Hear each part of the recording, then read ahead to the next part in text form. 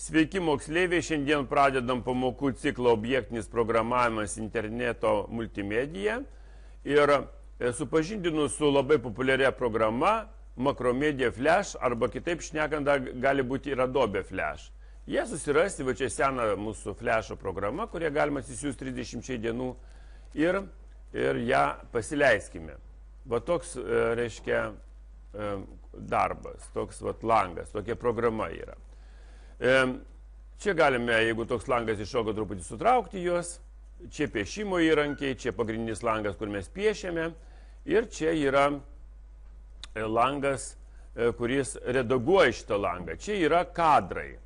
Kadrų prabėgimas, pasikeitimas yra animacijos darimas. Su šitą programą ir programuoja, ir animacijas daro, ir daug visokių dalykų.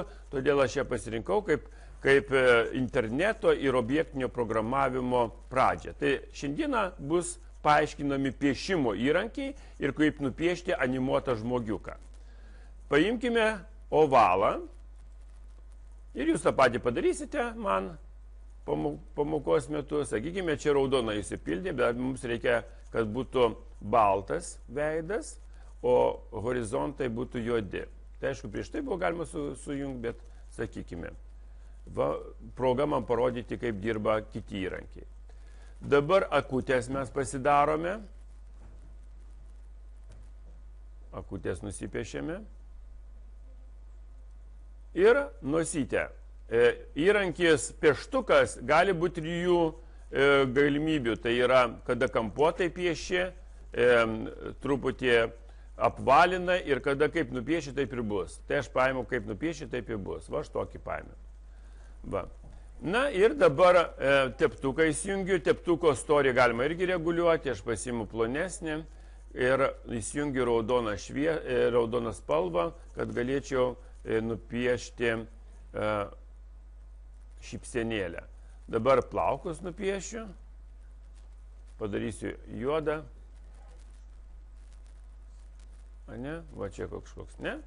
Ir akutės nupiešiu, jis bus mėlynakis. Tik tai su storesniu teptuku. Akutės.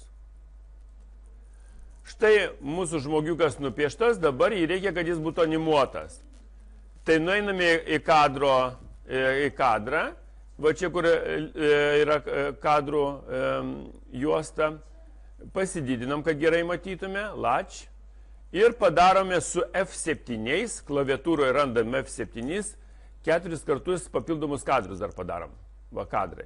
Aš iki 5 kadro va padariau, va sugrįžtu į 1 ir dabar jį pasižymiu visą tą objektą, tai yra žmogiuką pasižymiu, Ctrl-C arba Paste, tai yra copy, Ctrl-C arba copy ir įkeliu kas antrą kadrą.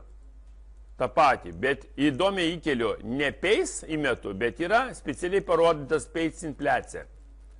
Paste infliacija. Į tą pačią vietą įdeda. Į tą pačią vietą. Dabar į antrą kadrą įdedu tą patį žmogiuką, bet čia keičiu. Keičiu jo kažkokius parametrus.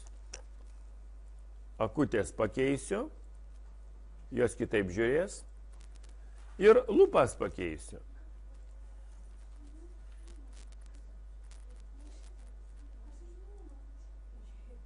Ir lūpas pakeisiu.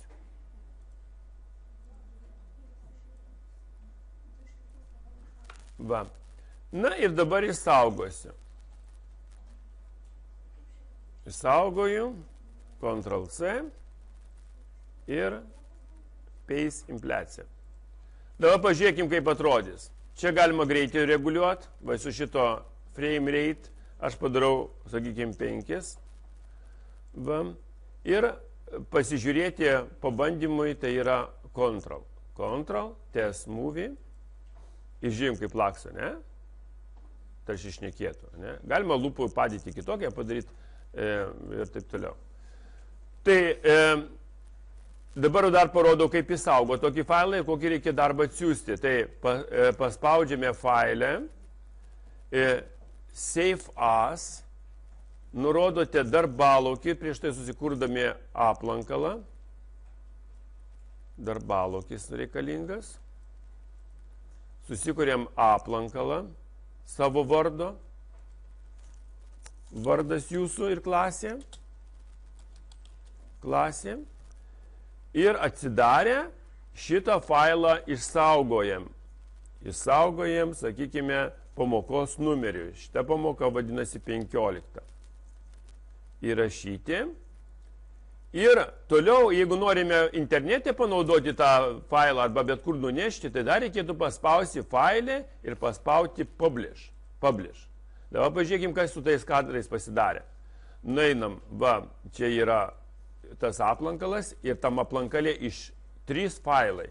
Šitas raudonas darbinis, šitas internetis, o šitas visur gali būti, dalyvauti. Nu, pažiūrėkim internetis, kaip atrodo, internetis puslapis, taip sakykim, va, matot, per naršyklę rodo. Va, ir rodo, kaip žmogiukas kalba, ne?